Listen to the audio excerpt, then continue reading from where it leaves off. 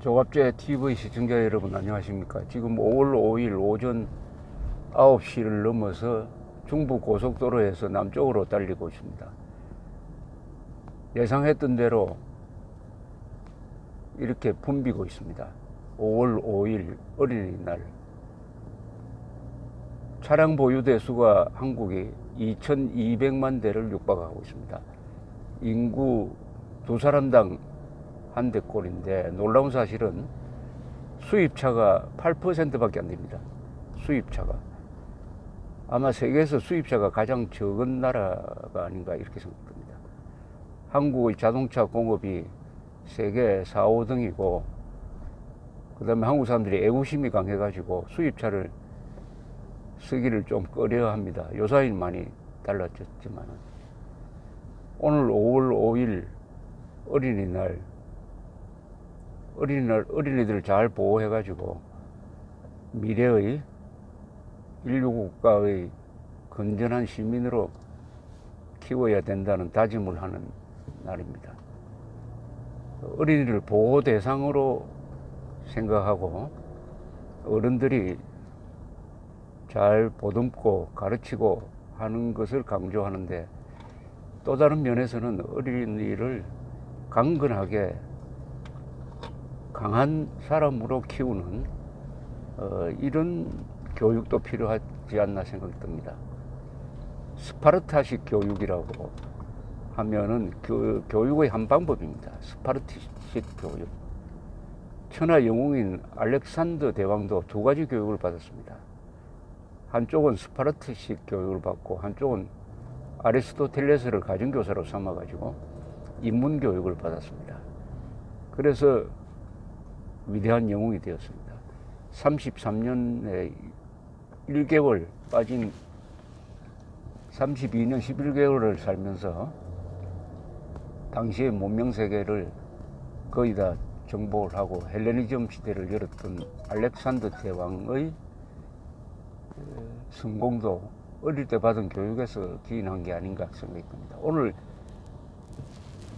방송을 차를 타고 택시를 타고 방송을 들었더니 요사이 남북관계를 반영해서 진행자가 이런 이야기를 했습니다. 남북관계가 잘 돼가지고 북한의 어린이들을 위한 인도적 지원이 다시 재개되었으면 좋겠다 이런 이야기를 했습니다. 그런데 인도적 지원은 지금도 하고 있습니다. 그런데 북한이 받고 싶으면 받고 싫으면 안 받고 하니까 문제지. 인도적 지원을 대한민국 정부가 끊은 적은 없습니다. 그런데 인도적 지원을 왜 우리가 해야 합니까? 북한 어린이를 위한 지원을 왜 대한민국이 해야 됩니까? 그런 데 의문을 던지는 사람이 적은 것 같아요. 북한에 대한 어린이 지원은 김정은이가 해야 합니다. 김정은 보고 북한의 어린이를 좀 지원하라고 하는 게 이게 사리에 맞는 것 아니겠습니까? 한 번 핵실험하면은 1, 2억 달러가 듭니다. 그 돈을 식량 구입 어린이 지원에 쓰면 되는 거죠. 90년대 말에 수십만 또는 수백만이 굶어 죽었다고 하는데 그때도 북한은 외국에서 식량을 수입한 적이 없습니다. 그때 연간 3억 달러만 썼으면 옥수수를 수입해가지고 단 한 사람도 굶어 죽지 않게 만들 수가 있었습니다. 당시에 파키스탄에서 근무했다가 한국에 온 외교관 이야기를 들은 적이 있습니다. 파키스탄에서는 개를 소중하게 여겨가지고 밥을 담아가지고 바깥에 개가 먹도록 내어놓습니다. 그때 본국에 잠시 교육을 하니까 사람들이 굶어 죽는 걸 보고 북한 동포는 파키스탄이 개보다 못하다 라는 생각이 들었다고 합니다. 김정은이가 지금 4.27 판문점 회담 이후에 한국에서는 아이돌 스타보다 더 인기가 높다고 합니다.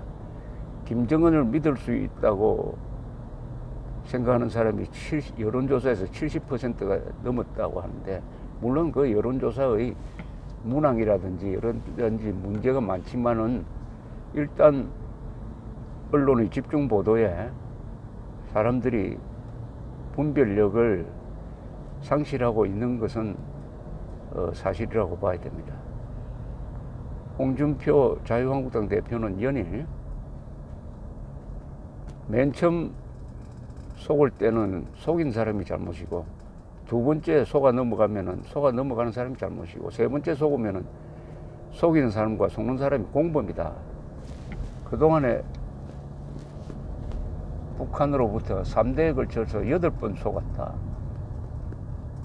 라는 이야기를 하고 있는데, 그런 이야기 한다고 지금 집중적으로 남북한으로부터 공격을 받아가지고, 아마 지금 김정은 문재인 다음으로 유명해진 사람이 홍준표 대표인 것 같아요.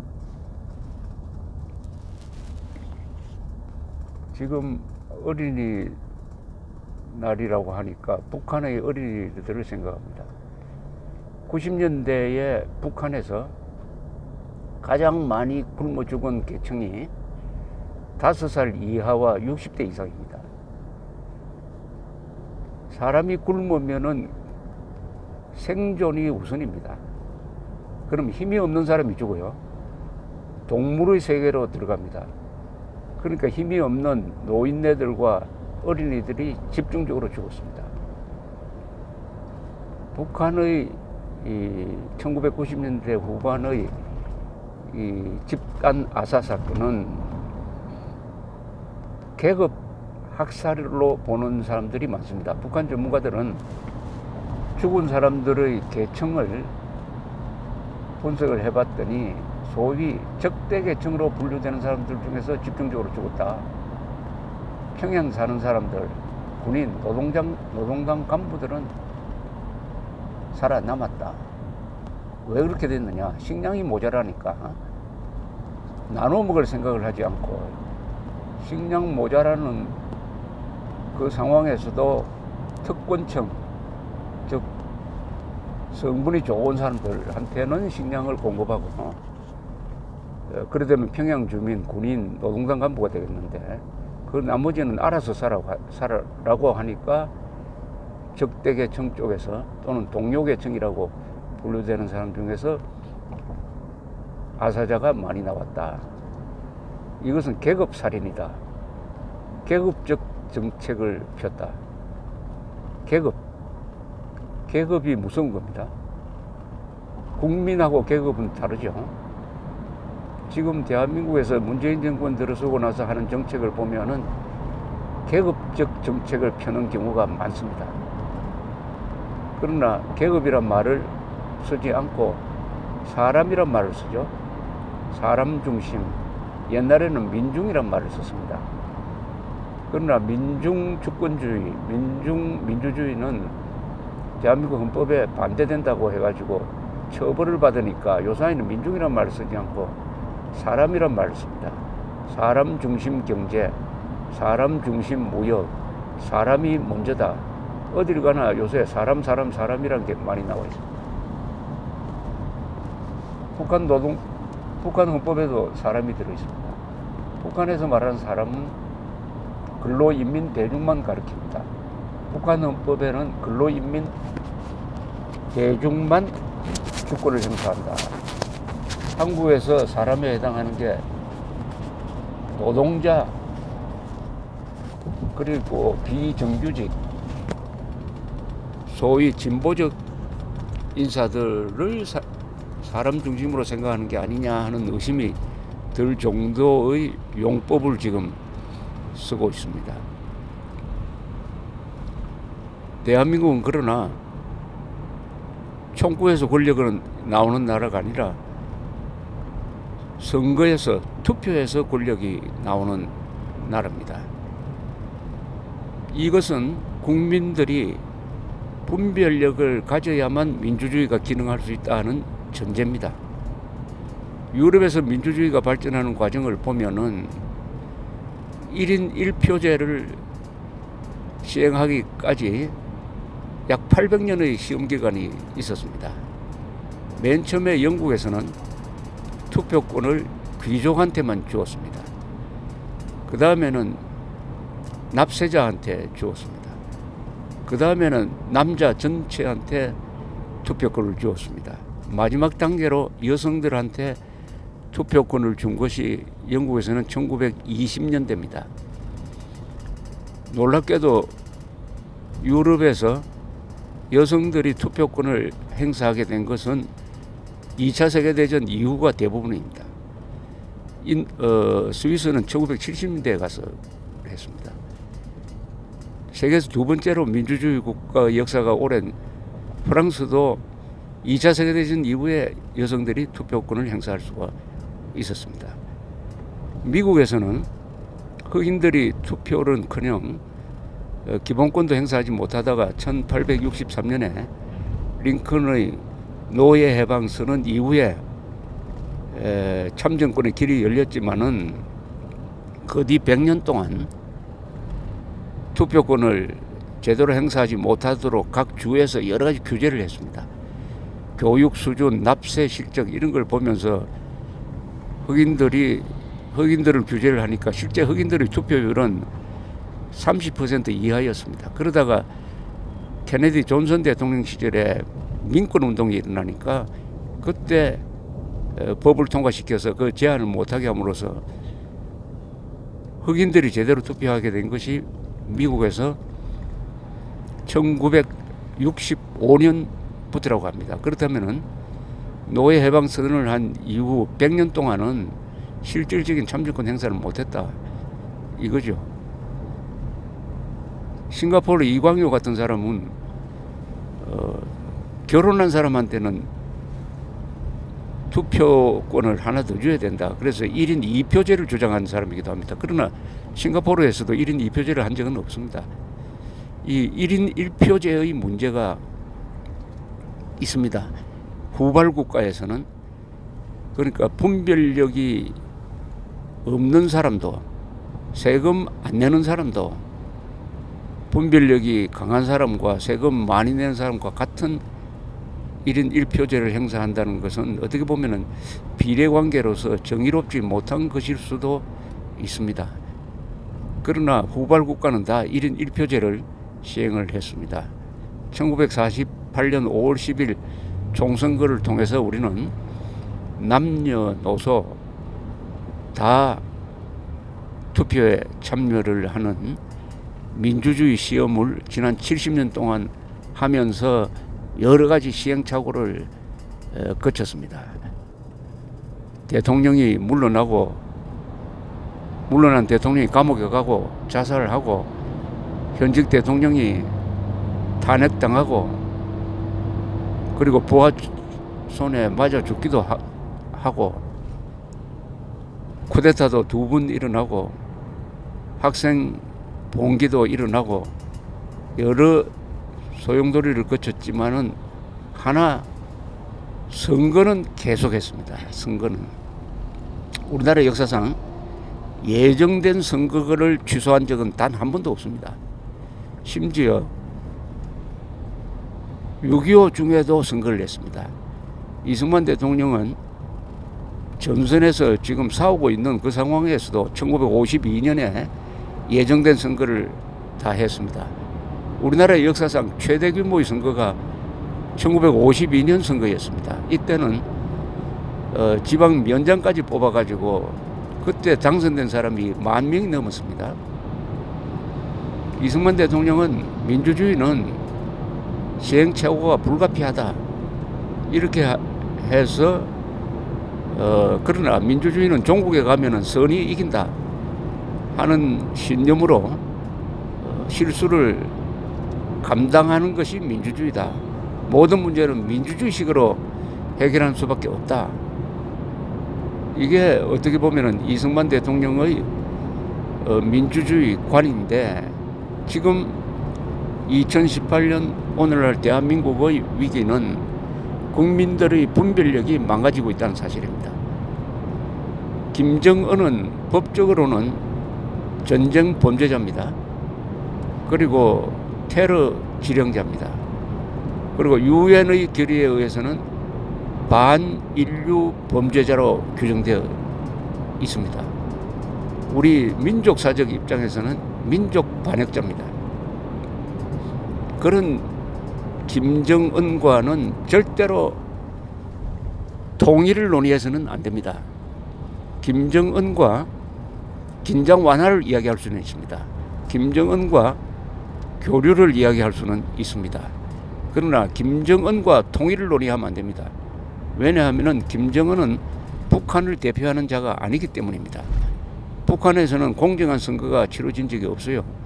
북한 노동당 정권이 공정한 선거를 통해서 수립되면은 그 정권하고 통일을 논의할 수가 있습니다. 서독이 동독을 통일할 때 동독 공산당하고는 상대를 안 했습니다. 코올 수상이 선거를 해가지고 제대로 된 정부를 구성하라 해가지고 그 뒤에 논의를 한 겁니다. 그런데 이번 판문점 선언에 보면은 남북한이 민족의 혈맥을 잇기 위해서 자주 통일을 한다는 구절이 있습니다. 이것은 헌법 위반입니다. 우리나라 헌법에는 자유민주적 기본질서에 입각한 평화적 통일을 추진해야 한다고 되어 있습니다. 자주통일이라는 단어는 없습니다. 북한이 말하는 자주통일은 미국을 배척한 우리끼리의 통일이란 뜻인데, 여기 나오는 민족이란 말은 이번 판문점 선언문에 보면은 민족이란 말이 한 9번 나옵니다. 그 9번 나오는 민족이란 말은 해석에 따라서는 북한에서는 김일성 민족으로 해석을 하고 있습니다. 그러니까 민족에 대한 개념이 완전히 상반된 상황에서 앞으로 민족을 기준으로 해가지고 뭘 할 거냐? 민족 화해, 민족 자주, 그게 바로 어제 우리 정부가 대북 전단을 날리는 것을 규제를 하겠다, 단속을 하겠다고 나온 데서 이제 마각이 드러났습니다. 이번 판문점 선언에서 김정은 한 사람을 위한 서비스가 몇 개가 있는데, 그 중에서 가장 구체적인 것이 대북 전단을 보내지 않겠다는 겁니다. 대북 전단. 그리고 대북 확성기 방송을 하지 않겠다.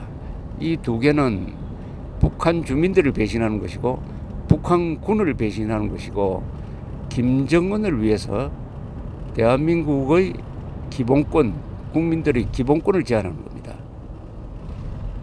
김정은이가 가장 싫어하는 것이 대북 확성기 방송입니다. 그러나 북한군은 제일 반기는 것이 대북 확성기 방송입니다. 진실을 전해주는 것이니까요. 그리고 전단도 마찬가지죠. 이 전단과 확성기 방송은 어떻게 보면 우리가 가지고 있는 핵무기입니다. 이것을 없앤다. 군은 대통령의 명령을 받으면 해야 되지만은 우리 민간인의 자유가 있습니다. 민간인이 북한에 대북 풍선을 보낸다. 거기에 뭐가 들어있느냐? 김정은이가 얼마나 나쁜 짓을 하느냐, 세계가 어떻게 돌아가느냐, 그리고 가끔 1달러도 넣어가 보냅니다.